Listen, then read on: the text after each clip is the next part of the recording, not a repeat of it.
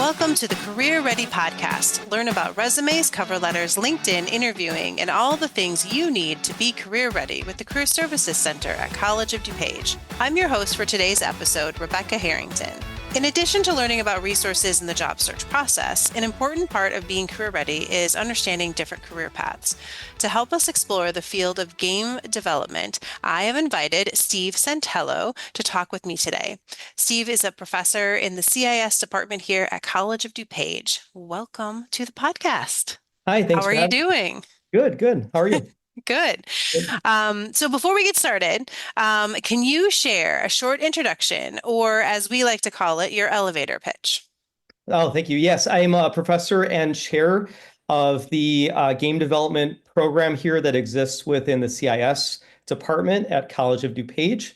I also end up teaching in motion picture television in some of their animation classes, in PE for Silat Seni Gayong, which is a Southeast Asian martial art where I coach and compete as a Team USA athlete, as well as continuing ed, which also has the CLAT class as well. That's awesome.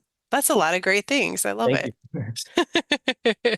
And maybe give us a little overview of the game design program here at COD. Yeah, so at COD, we're pretty unique because while a lot of colleges just focus on a single end of game development, they may focus on just art or just programming or design, audio engineering, that sort of thing. We here have decided to actually create a game development program that is a marriage between several different areas, since game development is heavily a team-oriented piece. So, for example, you'll have a hard time coming up with a game that's marketable if the game doesn't have art in it, because you won't have visuals, you may just have text. Or the other way around. What if you have a game where it's all art, but then there's no Hmm. programming? How does that art? Right. It doesn't necessarily function. So we recognize that here pretty early on at College of DuPage, and we have a pretty in-depth program here where artists, designers, and programmers come together and coexist in different classes together. They'll kind of separate out and Oh, wow. learn their own craft and get good at their own craft. And then periodically, semester to semester, they'll have a joint class where there's all animators, designers, and programmers in there that are creating projects together, which is really awesome. So in our program here, if you decide to become a student, you would sign up for whatever interests you in that area. And what's also pretty unique too is game development doesn't necessarily exist Hmm. in CIS alone. We actually have help from other departments because other departments have other expertise. So, for example, motion picture television program here at College of DuPage, which is actually its own separate department, Hmm. does have film, live action film, and that sort of thing in there, but a large part of it is animation. So we work really closely with the faculty and the students in that department, and in particular with the animation program. And you'll end up seeing, if you study our coursework, that if somebody wants to be an artist, especially on the end of animation, they have to take about an equal amount of motion picture television as they do Mm. with our, CIS technical and programs that would include use of game engines and some programming as well, if that's something that the students will need. So That makes sense. That makes sense. And that makes sense why you then teach in kind of both areas. yeah, So, yeah. yeah. Mhm. And is that kind of different from other colleges or other programs, it sounds like? Yeah, quite a few actually. I would argue that if you look at the history of what colleges did when bringing in game development, and I've been teaching game development now for about 18 years. Wow. When I first got started and went to several different institutions helping them out with, Hmm. launching their programs even, the institutions and administration at those institutions would technically state, okay, well, our strength is, A, B, and C, and Hmm. we're not going to go outside of those strengths. And unfortunately, since game development heavily relies on teamwork of different people, different types of Mm-hmm. people even, that was really not great. I think it actually kind of does a disservice to the students and maybe even the college at large if a college offers a program that's team oriented, yet gives students none of that team experience. So that's one of the reasons why we Yeah. decided to set up a program this way. But a lot of colleges have definitely caught on to this. So, Okay. for example, a lot of institutions that students may go to for 4 year. So Mm-hmm. we're at College of DuPage, we're an associate level program, which is typically a 2 year program for most students. And when students are done with that, sometimes they go out for a job, but other times they may want to transfer to, say, a DePaul is pretty popular for Mm-hmm. transfer for bachelor's and master's and even doctorate. And then same thing with Columbia College. If somebody wants to be an artist, especially Columbia Sure, College is that makes great. sense. Even Columbia College, which I have great things to say about them too. They were always a college that was really focused on art and design, and they still are. But over the past several years, they have really dove into programming aspect of things too. Mm-hmm. They were really starting to see the mix of talent that is necessary, in their programs too. So they do some similar things that we do as well. Same thing with DePaul. DePaul, Mm-hmm. they were on this bandwagon very early as well, along with Columbia too, Yeah. where again, they were more of a programmer focused entity. They have a really, I did my computer science program actually over there. I did my Mm-hmm. master's there actually. Uh, Mm-hmm. they're really rigorous in the computer science end of things, and always had a strong program there on that end. But they also do have a lot of art classes, animation classes, that sort of thing, and they also have their game development area with some pathways to art and design as well as programming. So it's something that is working for a lot of Mm-hmm. institutions, and I think is definitely helping the placement of students into the job market as well. Yeah, that was gonna be, yeah, my thought too is like this seems like it would help make people competitive, Right. as a candidates. And I Exactly. think Yeah. let's move into because I think we're kind of really getting into the next question, and so we've kind of Sure. already started talking about it, but we can kind of maybe build a little bit. Can you talk a little bit about the field and the different career paths that students can choose? So maybe be a little bit more Yeah. like even within programming or within animation, like are there different like what are they called? Like I Yeah. know so Yeah. many we know so many students, right? Like we love I'm a gamer. We love to play video games.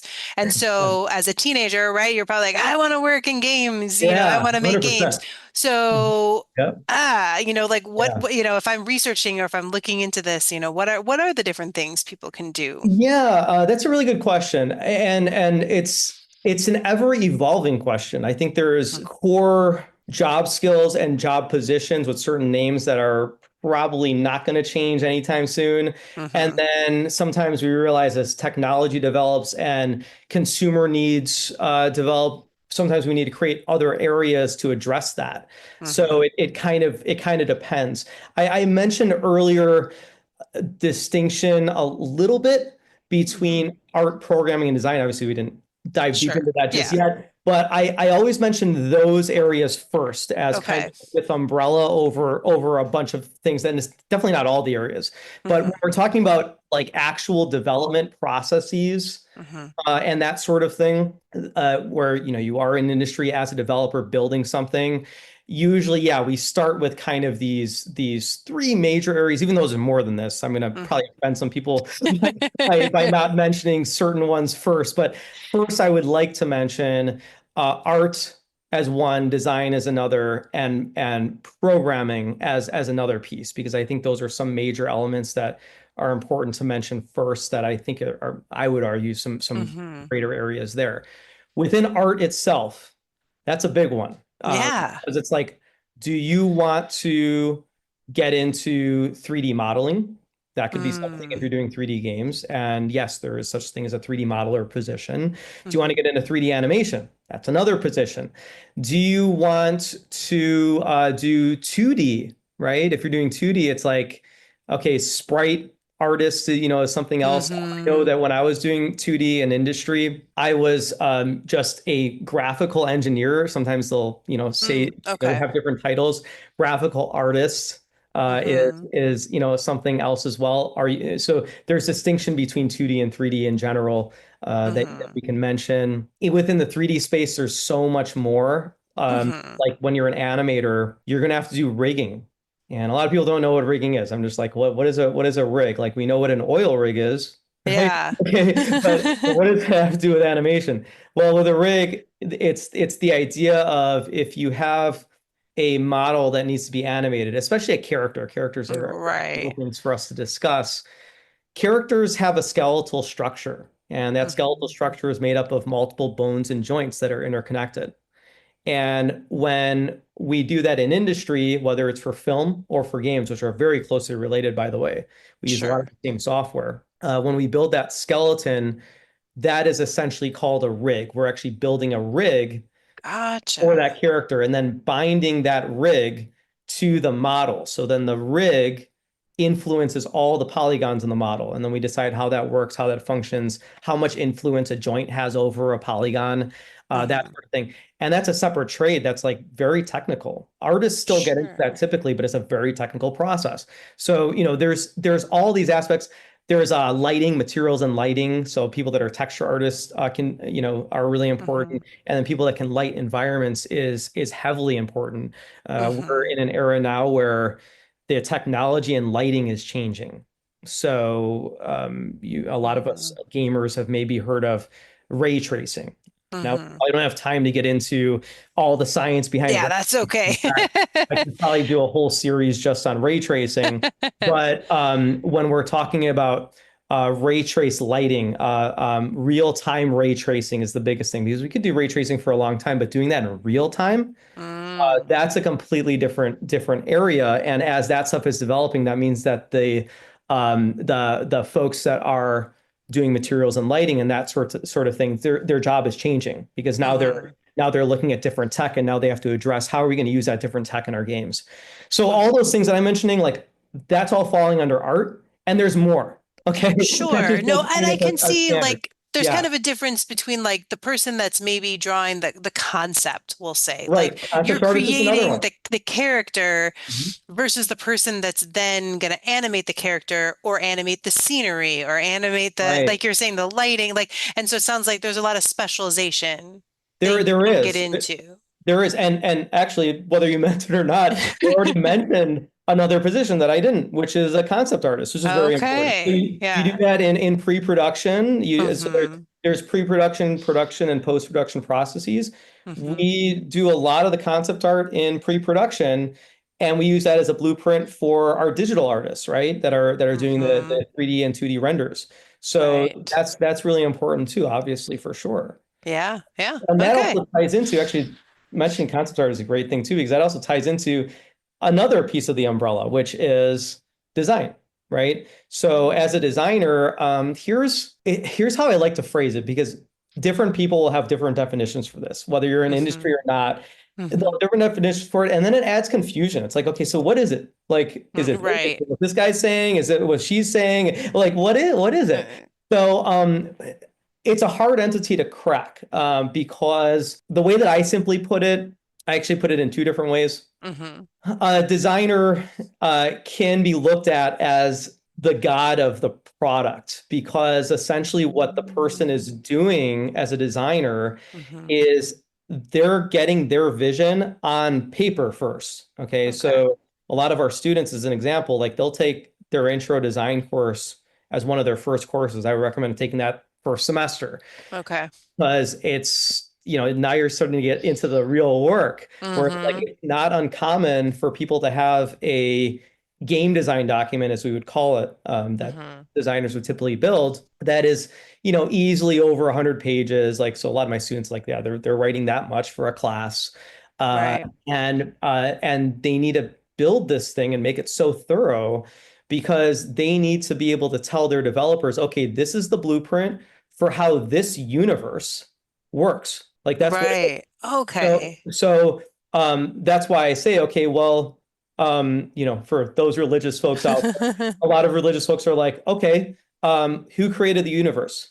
Well, a lot of them will say God, right? That sort of thing. I'm not Mm-hmm. going to get into this sort of like Mm-hmm. topic because, obviously it's Sure. a different topic. We're talking about like career field Yeah. sort of thing, right? But that's a way of looking at it where it's like when you create a game, you're creating this virtual world. It Mm-hmm. is its own universe.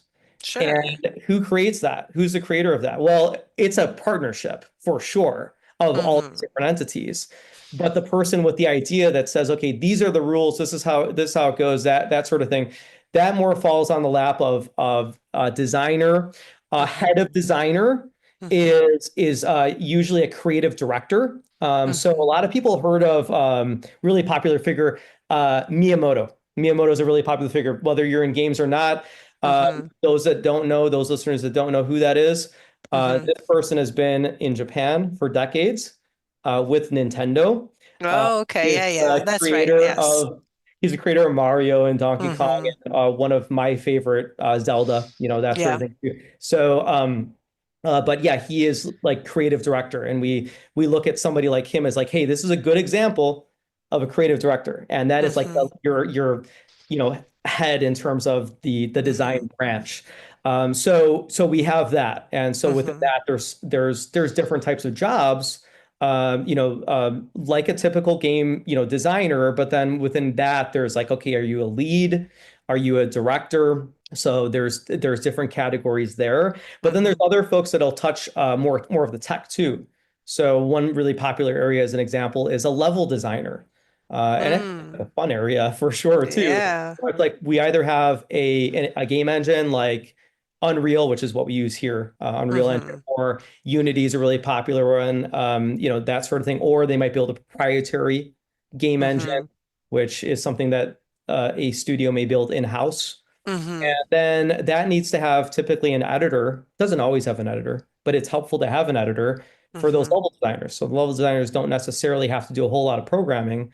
They can just kind of see, okay, if I have the art and I have any of the plugins that I need and that sort of thing, I can start designing this world and putting things together. Almost like if you're doing an interior space, almost doing like what an interior designer does. Like the interior designer Mm-hmm. doesn't necessarily be the person that builds the couch in their garage to put in the space. Right. They're going to be the person that finds the right couch to put in the space and to put, in an Mm-hmm. area that makes sense, right?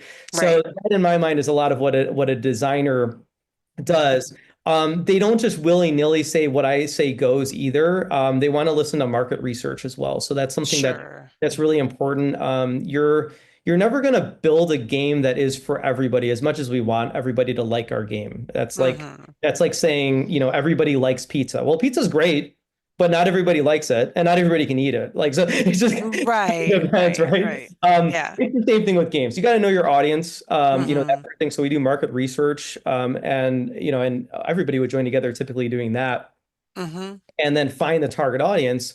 So on the idea with what a good game designer would do is they would say, okay, knowing our target audience, what does the audience want? That sort of thing. Mm-hmm. So the other Sure. way of looking at it too is the game designer could be somebody that is, I don't want to say customer service. That's a little bit Mm-hmm. not talking directly with customers. They're Yeah, giving but the people what they think that they want. Now, sure. is that always right? No. I mean, we make mistakes, Mm-hmm. that sort of thing too.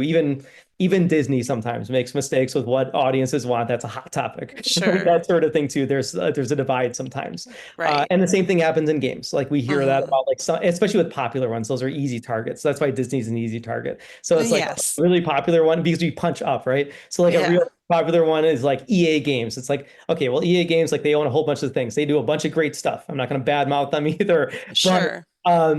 again, there's certain things that they may build that's like, okay, The well, latest Jedi game, not sure. as Yeah. good. Yeah. Right. Yeah, exactly. That's a really good example. So it's like, Yeah. but then some people love it, some For people sure. love it, but it's like, Absolutely. are you really answering to Mm-hmm. What your people are audience, looking that sort for. of thing. So Yeah. that's a lot of designer side, and then programming. I know we're getting Yeah. What's the, a yeah, I was bit, gonna say we're getting long, but I do want yeah, to just a little bit of the difference between that yeah, because and yeah, yeah, and it's programmers. interesting. So yeah, no problem. Yeah, and then programmers too. Programmers obviously they're the other equal part because they're making sure that the game's functional. So when you're doing that, there could be an engine programmer that builds the engine. Mm-hmm. AI is a big area, but we've been doing AI forever in game development. Different Sure. types of AI, of course. We'd have to get Right. into that, but you guys know game logical AI and that sort of thing. So, AI could be a big piece. Gameplay programming is really important. People that create scripts and tools Mm-hmm. to help the development process in-house can be important too. That's an Mm-hmm. interesting one. There's a lot there. There's Mm-hmm. a lot involved there as well. There's so many positions we can talk about. And then Mm-hmm. an interesting one that is an up and like it's I wouldn't say up and coming, but it's sought after, heavily sought after. Mm-hmm. There's not a lot of talent out there for this. Okay. Is somebody that is either a technical designer or technical artist. And Oh. that's an interesting thing because basically you would need somebody that understands both ends of art and design Mm-hmm. and programming. And then Sure. they kind of bridge the gap. So they help with communication between the different areas. Mm-hmm. But then, I talk about tools and things like that that may help the development process, Mm-hmm. either on the art side or development side. And for certain companies, a technical artist may be a person that builds some of those tools, which Mm-hmm. which is really cool too, because they'll have to understand a bit of programming, but then also a bit of art. And then Right. about the software that they use, like Maya or Unreal Engine or 3ds Max or something like that. Mm-hmm. And so they're already technical. They would all usually be technical as it is. They're not like, Mm-hmm. somebody that just draws on paper. They would know software, but then they would Mm-hmm. come into programming a little bit too. Outside of that, real quick, Yeah. there's somebody that I'm ignoring that I'm gonna maybe get flack for, are the folks that do the audio for our games. Oh, sure. Without audio, it's like the game could still be good, but it's audio really sets the mood Mm-hmm. really well. I'm a big Mega Man and Castlevania fan and stuff like that. And in Japan, as an example, Yeah. Mega Man is known as Rockman because the music that they're building for that is rock. Sure. His sister's name is Roll. Put that together, right? Okay. Right, right, right. So the music is really important for a game like that. Without music in a game like that, the game would have still been had good gameplay, but it would have been a ho-hum experience. Mm-hmm. So that's really important. So we need people that are composers. We need Mm-hmm. people that can do sound effects like Foley, which actually Yeah. comes from film quite a Yeah. bit. So we actually borrow a lot from film. And then audio engineers too, that really understand the technical aspect of things, where Mm-hmm. they're able to use audio programs to come up with edits, filters, etc. Mm-hmm. And then folks that may be able to integrate some of their audio into game engines. Mm-hmm. So that's really important too. Um, Yeah. Quality assurance testing is another great aspect too. A lot of people use that as an entry point where Yeah. people will need to test, give feedback, that sort of thing, and help find not only bugs in Mm-hmm. games and make sure we have no game breaking bugs. That's really important. Yeah. But then also finding ways to make the game better and answer to Sure. the design documentation that the designers make as Mm-hmm. well that says, hey, like, is this really following what this needs to be, or are we veering off too much?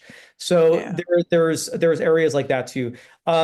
Outside of that too, there's producers, there's marketers, there's Right. all sorts of areas that exist outside of Writers, development I would too. imagine. Writers are really important too. That's actually important, especially for designers, but there's separate areas for storytelling in Mm-hmm. games where sometimes now we'll get novelists that will come into some big projects that Yeah. story is important Yeah. and build that out. So it's really, I mean, the parallels between what we're doing in games to film, I would say, Yeah. it's just becoming closer. The lines are blurring a Absolutely. lot. So Yeah. Well, I love it. And just so to take it out a little bit too, like I've done a few of these interviews with faculty about different fields. And I think what always amazes me is just you think like horticulture. Well, horticulture is I grow plants or whatever. And it's like, no, there's a million things you can there do is. within horticulture, right? And then, with this, I think again, a lot of students, they think it's silly, like, oh, like to get into, to do game stuff for a living. It's like, no, there's actually a million different jobs, There that are. can be done. And all of those places need accountants and, Mhm. HR people and all of that too. So even if you're not someone that feels like you can, you're good with the IT stuff or with drawing, like Mhm. there are plenty of things you can do to kind of be in that world. And like you said, marketing and all of that. And I think that's really great too. But for you guys, what you focus on is all of those amazing things that you can do within the Yeah. gaming space. And I just want to mention to you, Yeah. as you're talking, all I'm thinking about is, if students haven't watched it, is Mythic Quest on Oh, Apple yeah, yeah. TV. That Yeah. is a great place to Great. Yeah. see like the world of work. I mean, it's obviously very much a, TV version of it. Dramatized. But it Yeah. makes me Yeah. think of, if you haven't watched it, they have the testers and they have the animators and they have the, the game designers, and, you kind of see how it all like works together a Yeah. little bit. And So, to your earlier point too, you don't necessarily have to go to school in a game development program, okay, hmm to break into industry. If you're like, hey, my hmm goal is like I really want to break into industry, what do I do? Well, great, you made a first step where it's like, okay, this is where I want to be, hmm this is the industry I want to be in. But then to your point, what part of the industry do you want hmm to be?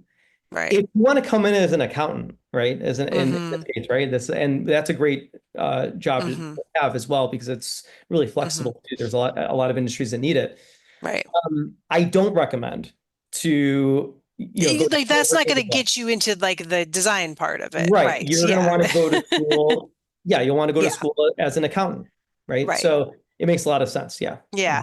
Well, and I think too, this goes with a lot of things, a lot of industries where you might be able to get into a field without a degree, Mhm. but to really move forward, your chances of getting those next steps are better. Not to say that you Yeah. can't move forward without it, but there is a benefit to having that education, as something that people will see and respond to. Yeah, even though game industry has been around for a really long time now, and it's becoming more defined. Honestly, the answer to your question is it's hard to answer because hmm it's still very much like the Wild West a little bit, Sure. because different companies care about different things, which I guess isn't that hmm much indifferent than a lot of other fields. Well, and not You everybody know, can self-teach, I guess we'll also that's say. also true too, 100%. That's all Yeah. that absolutely. So where I'm getting at with this hmm is there are some companies where some game development companies hmm where they will care about the degree, hmm maybe your grades, like that sort of thing. I would argue that's rare, but Yeah. I've seen it in very rare circumstances. But hmm always, if they do that, in addition to that, they care about what you can do. So you Right. can like you can go master's level if you Right. really wanted to and ace it 4.0 across the board. And you're like, man, I am the best. I'm so good at hmm whatever, that sort of thing. And then have no luck finding a job hmm because maybe you need to work on your portfolio better. Maybe you need to have an easier to read resume or CV or something like that, hmm right?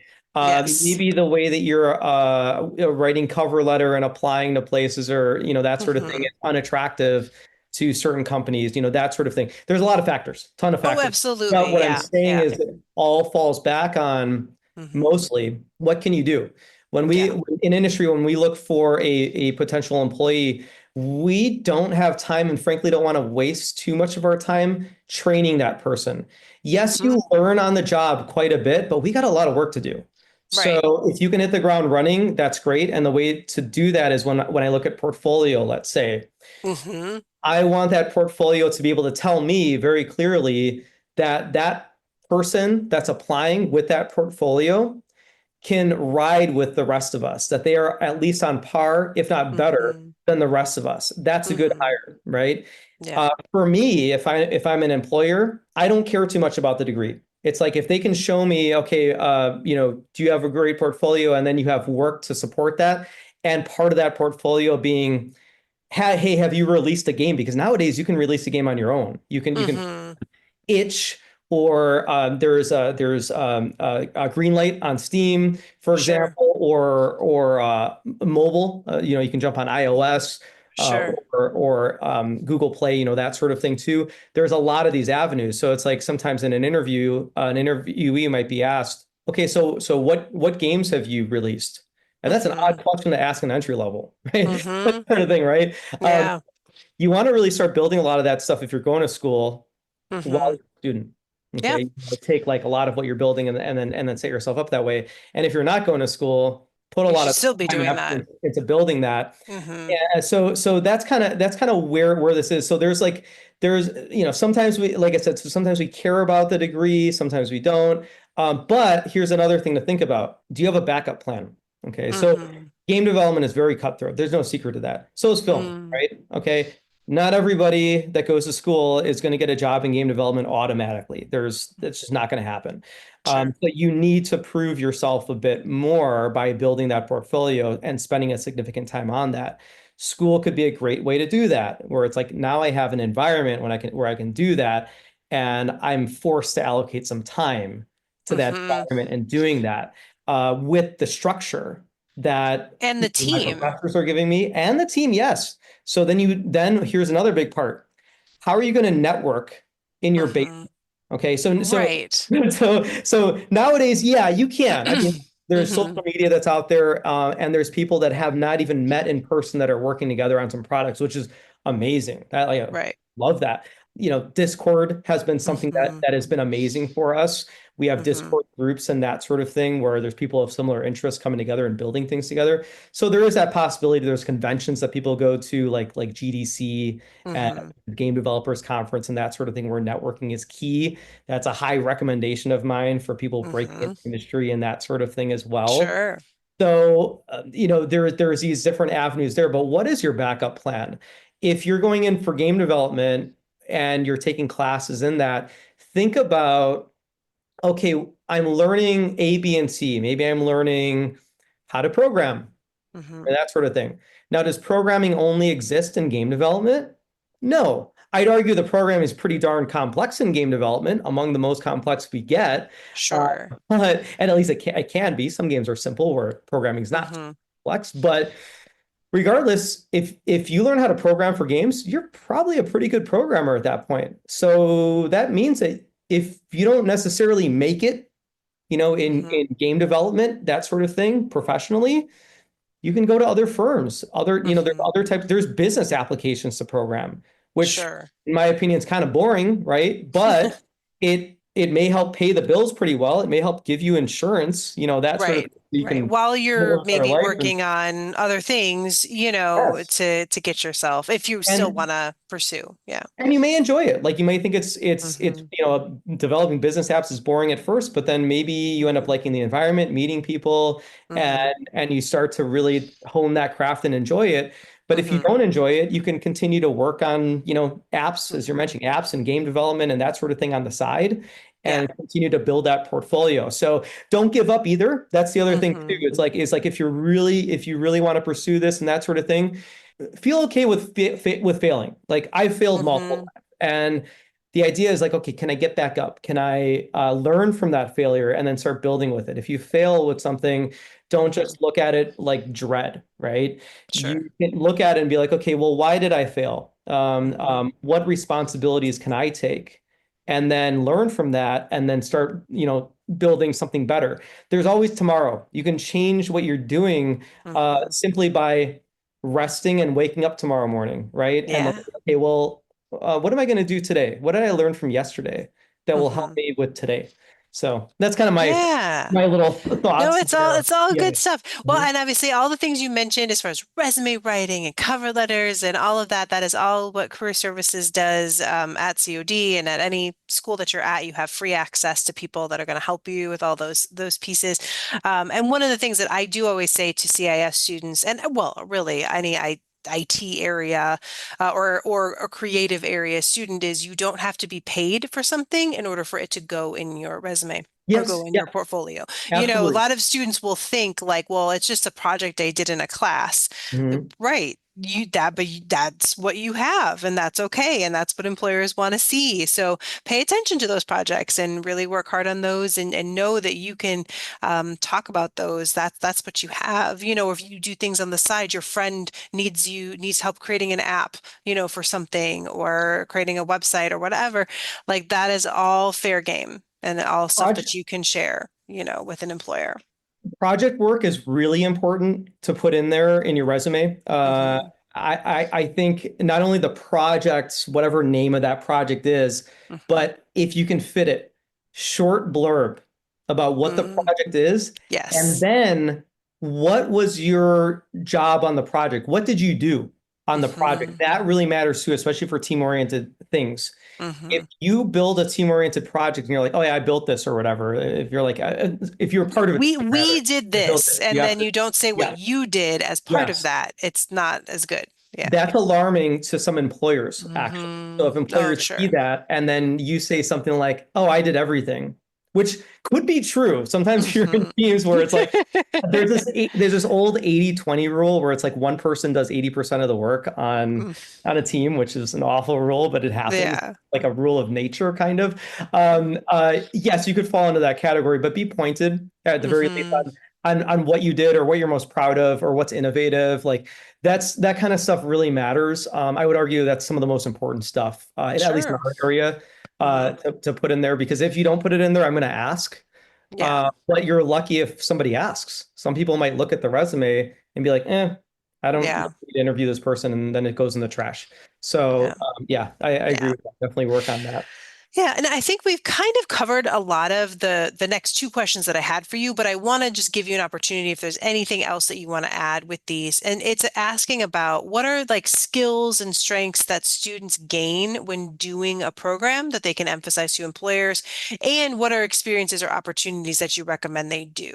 So going with those skills and strengths, we've certainly Mhm. talked about the technical pieces, but maybe are there some other, like you've mentioned, teamwork, are there other skills that they're gaining by being in a program and taking these classes that they can Right. share with employers? Yeah, so we probably don't need to dive super deep into the technical skills because that's Yeah, kind of obvious when you're signing up for a class. It'll show, sure. hey, you're gonna work on this technical sort of thing. Hmm. But one of the things that we like to do here, and I think it's very, very important, is we first want to make sure that each individual person not only is in the area that speaks to them the best and Hmm. adheres to a lot of their goals, but we want to make sure that in an individual basis they can pull their own weight. Like they can Hmm. really, hone their craft and can work well on an individual basis. Then it's really important that they are working with the team once they hone those skills to be a good active participant in the Hmm. team in good faith as well. Yeah, When you're in a team, the soft skills really start to build, right? Because yeah. you need to be able to communicate with people. That's really important. And with communication, it's not bad communication in terms of like you're going to be like a jerk to somebody. Like that's not Hmm. communication, right? Good communication is kind of putting a lot of your emotions aside, right? And communicating professionally. Yes, Hmm. we like to joke around sometimes in industry. That's one of the things I actually miss a little bit about industry, being in industry. Hmm. I like that environment and that sort of thing, but it's also work. And it's also an environment where people need to feel like they're in an environment where they can work, where there's no barriers, that sort of Sure. thing, because that can be a problem, especially in a creative industry. Hmm. So we want to address that sort of thing too. And we address it really I think the best way to address it at least is to just be professional, that sort of thing, and put some things aside and whatnot. And you get that experience here, right? Hmm. Where at our institution, Sure. where you are put into teams constantly and figuring out how to do that.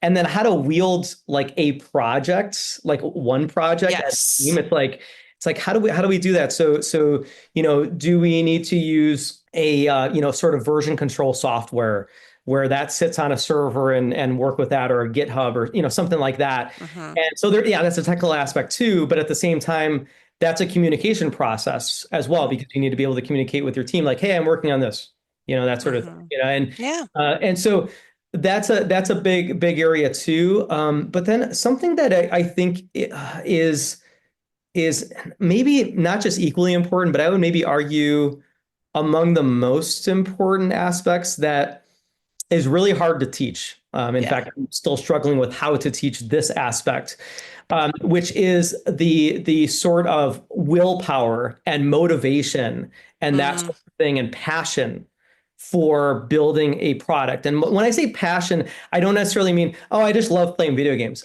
Great. Everybody loves playing video games. Like, I don't, like, that's not necessarily what I'm talking about. With passion, it's like knowing that the amount of work that it takes to do these things, and then knowing that all of your work isn't good work, that you're going to be told in a meeting, like, yeah, this work is junk. We need you to replace this.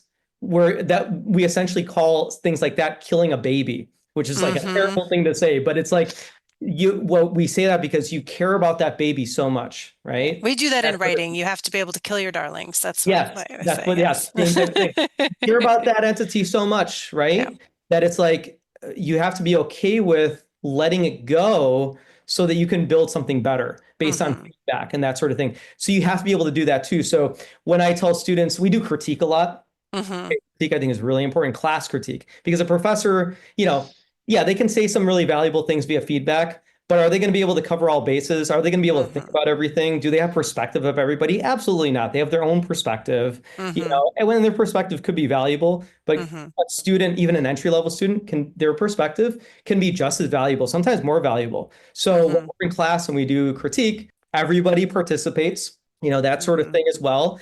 And we really hone in like, okay, we are not attacking you as a person. We are working on this product, right? So, and we want to help you make it better. Sometimes that means that you have to take what you spent hundreds of hours on, throw it in the garbage, right? And then start new or do some big revision that'll take a lot of time too.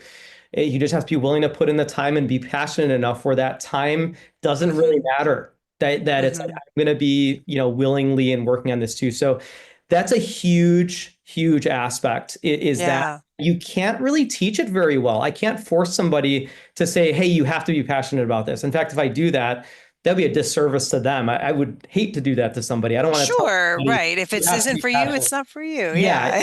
I Yeah. also don't necessarily want to tell somebody what is or isn't for them, right? They kind of have to Sure. come to that on their own. We can give them feedback, but then the person that is accepting that feedback needs to be honest with themselves and say, like, okay, well, let me take a step back and reassess. Like, is this for me? Maybe I really like games, but maybe I'm not necessarily built to do the development processes of it. But Right. maybe I can find another area that speaks to me really well, while I can still play games at home. For There fun. you go. Yeah. So a lot of what you just talked about too is something that we talk about a lot in our podcast, which is the NACE competencies. So NACE is the National Association of Colleges and Employers, and they put together these kind of like top 8 things that all employers kind of look for, regardless of industry or area. And communication and teamwork are top up there. Critical thinking and problem solving is almost always not but to number 1. And then professionalism is there. But I think what you spoke to that doesn't always get covered a lot, but it is one of the top ones, is career and self-development. That you need to want to get better. You need to want to be in this industry, and you need to be excited about it, and you need to want to keep learning and growing. And that's what something that employers want to see. And if they don't see that, then it's like, why am I investing my time in somebody who is just kind of does the bare minimum and isn't interested in growing? And so I think that is really great to hear you talk about, because that isn't something that gets addressed a lot, I think. Yeah, 100%. And I think the other thing I'd like to tag to it, because I've seen this happen a lot in industry, and I feel bad when this happens, but there's a lot of folks that go to college and have a career path in mind because they're solely looking at, okay, well, what pays me the most? Yeah. Money could be fun. So it's like, okay, what pays me the most? But keep this in mind, okay? You are preparing by going to college for a career that frankly may last decades. And do you want to be in a career that personally you're just in it for the money, and maybe you maybe you don't even like it? Like, so as an example, programming, there's a lot of people that like, yeah, like they tried a little bit and they're like, I really don't like this or whatever, but they want to get into it because like, yeah, there's a lot of things in programming that pays well, or that sort of thing. And some people finish their education hating programming, that sort of thing, and then they get a job as a programmer, and they might be getting paid, but they're miserable. They're so miserable, and it's like, is it worth it Is it worth being miserable? And do you want to like, go home and just think about, Hmm. oh gosh, really don't want to go back to work on Monday, Yeah. And because maybe you I hate don't this. enjoy games anymore I because know. you're thinking about it in terms of this the horrible thing Yeah. you have to do at work. Yeah. Yeah. So my recommendation, I mean, you can do what you want. My Hmm. personal recommendation is don't do that. Like, don't be miserable like that. Like, try to Yeah. be happy, like that sort of thing as best as you can. I know there's always going to be rough times, right? That's never, Sure. but it's like with a career path, that's a lot of things that you're in control of. Yeah. So, but on the flip side, I don't necessarily want to alienate anybody that like, Hmm. yeah, they don't care like that they want the money, like that sort of thing that they're Sure. in it for that. Because there are plenty of folks like that. There are plenty of folks that are like, you know what? A job's a job, and I'm never going to be happy at any job. Hmm. I am, I just want to go for whatever pays the most that I am capable of doing, and that's fine too. Like I'm not going Hmm. to necessarily attack that either. Me personally, I want something that a job where I feel like I'm not coming to work, where I Yeah. feel where I feel like I'm just kind of like my current job. So my current job, Hmm. I'm here, and I sometimes I tell people, yeah, I just hang out here, and they happen to pay me, that sort of thing.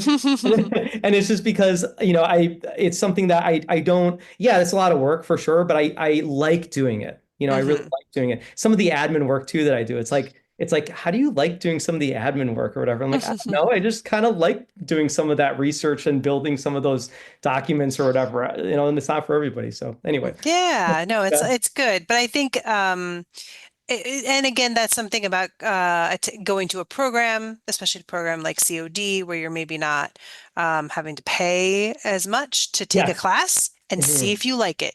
Yes. And that, it's a way to explore a lot of different things, and then be able to kind of make those educated decisions for yourself, which is And good. for some students are treating this as terminal. So for some listeners too, when Absolutely. we talk about terminal degrees and that sort of thing, a lot of times a terminal degree would be like, okay, if you're studying in a field, then you go for, maybe there's only an associate's there. So like that's a terminal Hmm. piece and bachelor's, and then sometimes all the way up through doctorate. If you look at game development programs and that sort of thing around the world, Hmm. we're seeing a lot of game development programs actually making its way through graduate studies, at least Mm. portions of it as well. But when I say some people are treating this like terminal, we do have plenty of people that get enough training out of places like College of DuPage. They're Hmm. saying even before graduation, yeah, I might be able to get this job. And some of that is like quality assurance and that sort of thing too. But it's like Yeah. that's another aspect too to just think about as well. Think Yeah. about what you want to do and that sort of thing too. So like yeah, College of DuPage is cheaper than our typical Hmm. universities and that sort of thing, Hmm. but don't necessarily feel like it's lower quality either. And I'm not saying that because I work here. I'll be brutally honest. Hmm. But when I compare what we have here in terms of either certain courses, Hmm. some of our technology that's here, like we just built a motion capture studio, which is like not a lot of places have that. It's like incredible. Hmm. You can get some incredible training here that you might not be able to get out of most four-year schools. So Yeah. it's really cool. It's really cool. And we have even some people that are doctors, like did their doctorate, and they'll come Hmm. back and take some classes and that sort of thing too, or read. That's amazing. So it's like it's pretty neat. Yeah, yeah. Yeah. Well, and so you're kind of getting to my next question, which is what are we doing in our program here at COD to prepare students for the game Mhm. development field? So, if you want to share a little bit more about what you were just talking about, or anything else that you want to add to it. Yeah, I think we covered a lot of that. Like the team building and all that. Yeah. Right. Yeah. I mean, preparation is going to really fall under there. One of the classes that I really think is important, and I kind of put this as kind of the anchor of Hmm. this. I think the word anchor is on my mind because I just rewatched on streaming Deadpool 3, and there Oh, is the anchor being and things. that was good. Capstone, our capstone class, game development capstone, which is CIS 2290. Mm. That is what I would call our anchor being in game development, that sort of thing, where it really is a culmination of everything the students learned up to that point, and it's a class that students should take in their last semester. Okay. And that I would say is the really important piece. of students being successful, not only here, but then further down the road. Because my focus when we're looking at any game development classes, including Capstone, is Hmm. are you getting a portfolio project out of it? If you're Right. not, I don't want to necessarily say I don't think it's a useful class, but it's not as useful Hmm. as so that's something that's really important. Portfolio piece is very important. Then you can improve upon that portfolio piece after the class is over, Sure. which I recommend because we're on a time crunch with the academic calendar and that sort of thing. Sure. I hate working on this calendar because it's like with projects, it's like we need a little bit more time, Yeah. but it's Christmas, right? You know, that sort Right. of thing. But with the capstone class, what's great about that one is when we do, so students work in teams, right? To build a marketable project. My goal with that Wow. one is to try to get students to actually release a game in class, right? Wow. That's important. Now, does everybody get to that point where it's ready for release? No, they don't. Hmm. But the ones that don't, they have the avenues to do so after they're done with the class. And it's like, okay, well, we need to fix A, B, and C to get it out Right. there, that sort of thing. Create the marketing materials for it. Think about Hmm. PR. All those things are really important that we talk about in our capstone class. And then the feedback is really important. So, while there is classes where, you get critique from students and faculty and that sort of thing, in capstone, we invite industry professionals there, Oh, so, wonderful. which is really important. And a good amount of our industry professionals that we invite there, they're passionate about helping us because they're former students that want to give back, which is pretty cool Hmm. too. And yeah, I'm so grateful for this, you guys. Like, it's really awesome. Hmm. So that's something that's really important. And they get that FaceTime with some of those industry folks. So Wonderful. I think when we're talking about importance on, I think your question was more geared towards Hmm. preparing for industry, that Hmm. sort of thing. Yeah. That's really, really important, is getting all that stuff there. And I would say, like for industry, I always recommend that students, when they're taking classes, even if they're in their freshman year, Hmm. look at job sites, even if you're not going to apply, because at that point you'll be able to see, okay, well, what are these employers looking for? If you Right. go, and then that would actually end up influencing how you build your portfolio. At least it should, right? Hmm. So you look at, okay, what are they looking for? Do I need to learn, other software, et cetera? Because different companies work in different ways, and so you can kind of, take a look at that. And with schools, even College of DuPage, that sort of thing. Yeah, we try to address industry needs as much as possible. That's one of the reasons why we Hmm. have advisory boards where we, interview local, and actually we've expanded out to nationwide industry in our advisory Sure. actually. But we end up telling students at that point then, okay, take a look at what the employers want, find out what you need to know, et cetera. Take a look to see if there's any internship opportunities, which is on the rarer side in comparison to other fields in game Yeah. industry, partially because of how in depth and how much you really need to know to be effective in a Sure. company. So it's hard to get that internship piece, but an area that most of my students would jump into first, which many of them get before graduation, is quality assurance tester. And quality assurance tester is going to be those folks Sure. that tracks bugs, et cetera. But guess what the most important factor in being a good quality assurance tester is? It is good communication, good writing Yes. skills, that sort of thing, because you need to be able to communicate Absolutely. in writing concisely where the issues are, how you ran into that issue, maybe some ideas on, that you have on how to make, improve the gameplay Hmm. experience, et cetera. So I always recommend jumping into that. So even if students aren't ready Okay. yet for like the main job they're looking for, maybe there's room for quality assurance tester. But Hmm. a lot of companies don't hire quality assurance testers unless if that person applying is really good at some other area of game development. So like Hmm. you're a really good level designer, for example, and you have a portfolio to back that up. You show that in addition to applying for a quality assurance tester. And what's really great about that then is there's plenty of folks that then change careers within the same company sometimes, where it's like, Yeah. okay, I am quality assurance tester, but I've been working really closely with other folks that are on my team and that sort of thing. And maybe we're building games on the side, like that sort of thing, and, Mm-hmm. and building that portfolio. And then you can apply for positions internal, right? And then, Yeah. get another job. Not very unlike other industries, but Mm-hmm. there's some differences. Yeah. Yeah, no, that's all great stuff. And I think it's a good idea to think about as you're going through the program, what are the skills I'm learning? What are the projects I'm doing? What are the things I need to do to make sure that I'm ready? And to Hmm. ask the questions of professionals. I don't know how much you mentioned, networking a little bit, right, with the professionals coming in. Yes. One of the things that we do in our career services department is we have a program now that we're doing called Career Launch, where we help students actually reach out to industry professionals and ask for a 20-minute conversation.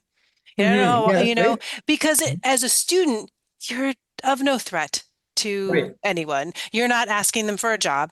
You're just saying, I'm thinking about doing this work, Yes. or I'm in the process of this, and I just want to learn more about what you do. And I love the work that you've done. And you would be surprised if they have the time. That's all, Hmm. that's Yes. the That's thing. the If factor. they That's don't have the the thing. time, if they're not responding to you, it's not because they don't want to talk to you. It's just because they don't have the time. But if Yes. they have a few minutes, like, they will absolutely talk to you. And I think that's a big piece. So I'm glad that you guys bring in professionals. Yeah. So, And they're happy to give pointers too. And yeah, you hit the nail right on the head. It's like if we have time. hmm Most obviously you'll see different personalities across hmm any industry, right? So sometimes right. we run into some jerks or whatever. But in game industry, I tend to mostly see not only really passionate people, but really nice people that want to help others, which hmm is really great. And I think that goes with some of there's competition for sure, but I think that goes with some of the Yeah. teamwork aspect of things. So hmm we have some genuinely hmm nice people there, and a lot of people are intimidated to talk to them because it's like if you Right. really like games, so you're getting into it because you're passionate about games. That's like people meeting their favorite actors or something like that, right? And it's intimidating. It's really intimidating. And you Yeah. stumble on your words or that sort of thing. So it's that's really important. And the other thing is, I would recommend if you do get a chance to talk to an employer, whether they're current or were in industry, that sort of thing, to review your own portfolio work. So if you're like somebody interested and you hmm have a portfolio set up, and if they have time, I know it's a big ask sometimes, but if Sure. they have time and you're like, hey, can you look at this, give me some pointers, feedback, that sort of thing, that could be so, so incredibly valuable. hmm One point of feedback I have for anybody that hmm is developing a portfolio here, and I'm doing this based on a mistake that I made when I was much younger, hmm was you should not include in your portfolio every single thing you did as a Oh, student. yes. Okay. I did that because I wanted to show people, oh, I can do all these things and whatever. Well, you're so proud But of it. yeah, but am I really good at all those things? No. hmm No, I'm not really good at all those things. Am I built for that? No. So you want to be a bit more pointed and show hmm best work. And even if it's just a few pieces, like hmm that's good enough. We have Right. like a lot of our artists will do a demo reel, where it's like hmm a video reel of the stuff that they did rendered out. hmm I typically don't recommend making that demo reel longer than 2 minutes. If it's longer than 2 minutes, Sure. like it's kind of nuts. So just point it out. And then here's the other aspect of this too that a lot of people don't think about. hmm You will be judged on your worst work. Okay, Sure. that's what it would be. That's the thing that's going to stick out like a sore thumb. So let's say you have like this amazing demo reel, maybe just minute and a half sort of thing, and 10 seconds of that looked not so great, and the rest of it looked amazing. They're going to remember those 10 seconds, and they may not hmm hire you based on those 10 seconds. I don't want to scare Sure. anybody, but I'm Right. just trying to do some prevention here. As Editing. well. And then get other people to look at it too. We're going to have Right. our own tunnel vision. I have hmm tunnel vision every day. Okay. hmm So I need to have what I call a sanity check. Okay. hmm And talk with other people. Hey, what do you think about this? That sort of thing. And then Yeah. take feedback. So Yeah. yeah. And I think sometimes, so again, just kind of even go back to that networking, if you reach out to people and have those kind of short conversations with them and get to know them, Hmm. then when you're ready to send your portfolio, they might be Yeah, more likely to actually look at it, as opposed to 100%. you're just sending it like, oh, hey, by the way, could you do this work for me? Yeah, It's like, no, no, no. Like start with that relationship building and then, then you've got these people that you can go to. 100%. It makes the Yeah. process so much easier. Yeah. It's daunting, but it makes it much Hmm. easier. And then that's also why I recommend Game Developers Conference. So Game Oh, Developers right. Conference. You mentioned that earlier. Yes. As So students, you can go to those things. yeah, Yeah. so to be really clear about that one happens every year in San Francisco, which is Hmm. kind of far away from us, but you can even take Right. Amtrak I took an Amtrak out there. It was a fun trip, but it takes Yeah. to get there. But you can go there. And Hmm. the folks on the show floor that are typically, people that in the industry that are showcasing their Hmm. company and that sort of thing, they're so nice. They're so nice. And Hmm. especially if you end up saying, like, hey, I traveled this long way to get here Right. or whatever, they can see your passion. They're like, oh, so you're not like one of those Californians that's just around the block that just stopped in, right? Right. So it's like Right. that shows a lot. That shows a lot that you're pushing to Hmm. go there. And it's not cheap getting out there, right? So like, Right. so if you have the opportunity to go, go because the majority of folks I know that are in industry, I don't think they would have necessarily been successful if they didn't go to a convention like that. Yeah. And because that convention is not really about the next game coming out. I mean, they talk about it sometimes or whatever, but it's more Yeah. for the developers. Like that's where Right. you learn stuff. So there's even lectures where you can learn stuff. But then again, there's the show floor too, where you can just have a conversation with people and that sort of thing. So Yeah. definitely take that up, Wonderful. exchange information, that sort of thing. And let them know if you're a student, let them know that you're a student. Hmm. Just do it. Right. That's really Yeah, exactly. because No, they'll have that's the different it's feedback. like the Yeah. magic key, Yes. because everyone likes to help, Hmm. students. It's a Yep. different thing. 100%. Great. So how can listeners find out more about the program here at COD? Or Yeah.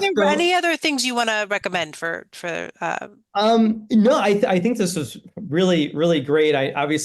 We can probably do an entire series on I stuff like this know we because could. there's so much, and I apologize to anybody that I may have missed when talking about certain things because there's so much, and those that Yeah. are in the industry, can probably Hmm. speak to that as well.